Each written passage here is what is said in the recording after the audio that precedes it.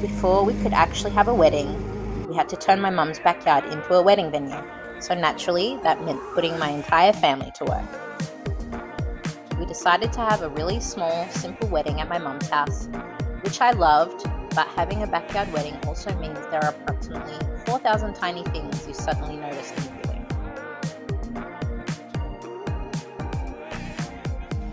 And because we were doing everything pretty DIY and on a budget, I was also hunting through op shops or thrift stores for everybody else for anything white, lacy, or vaguely wedding shaped that I could use.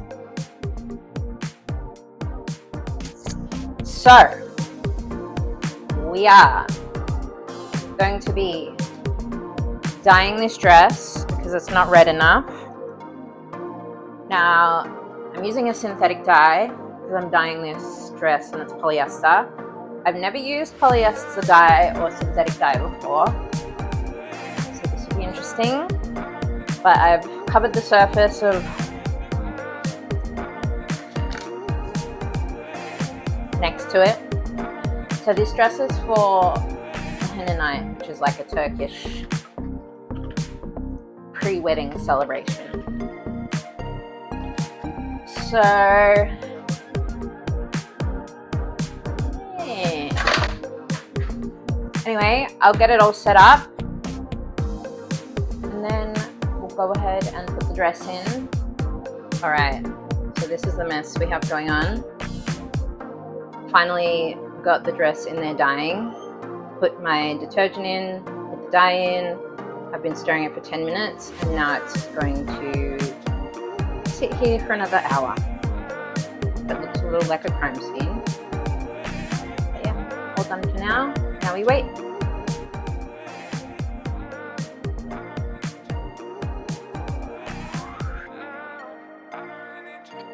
So thankfully the dress survived. This was the setup for our henna night before everyone arrived. Our beautiful host Meta Benezgi had even made these little custom rolly bags as party favors. Meanwhile, everyone was in the garage doing last minute decorating and organising before the chaos began.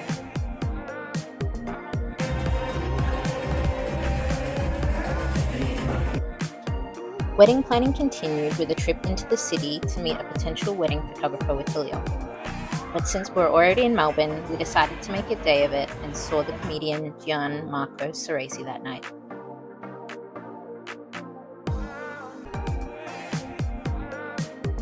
And amongst all the wedding prep, we still had our normal life happening, which in our house includes taking the dogs for a nice wholesome walk, watching them immediately jump in the mud, and then launching themselves into the creek and generally having the time of their lives.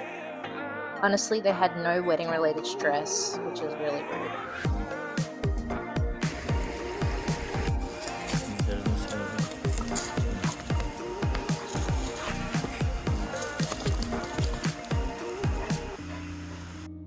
And then, after all the cleaning, planning, op shopping, dyeing, decorating, and running around, we actually got married.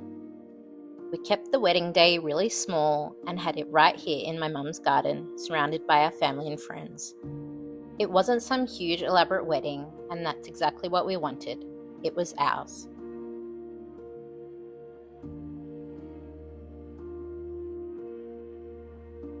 Nice to see you made it. They are my doggies.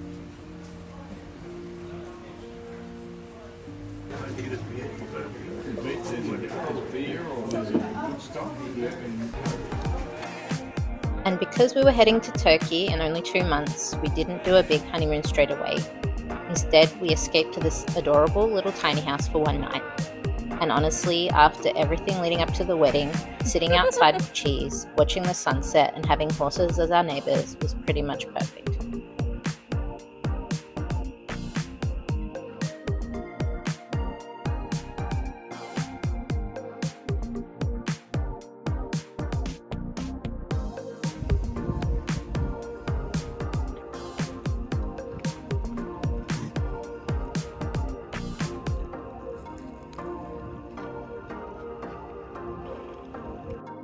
And then came the part of a DIY backyard wedding that nobody puts in a romantic wedding montage, taking everything back down. My mum and I packed everything away, took all the lights and decorations down, dismantled the arch, and slowly turned the wedding venue back into her backyard. There's something very weird about spending so much time preparing all these tiny details for one day. And then you're standing there, pulling down the fairy lights and putting everything into boxes. But I think that's also why I loved having the wedding this way. We made it ourselves with our family in a place that actually meant something to us. And then, when it's over, we packed it all away together. And that was the slightly chaotic, very DIY behind the scenes of our little garden wedding.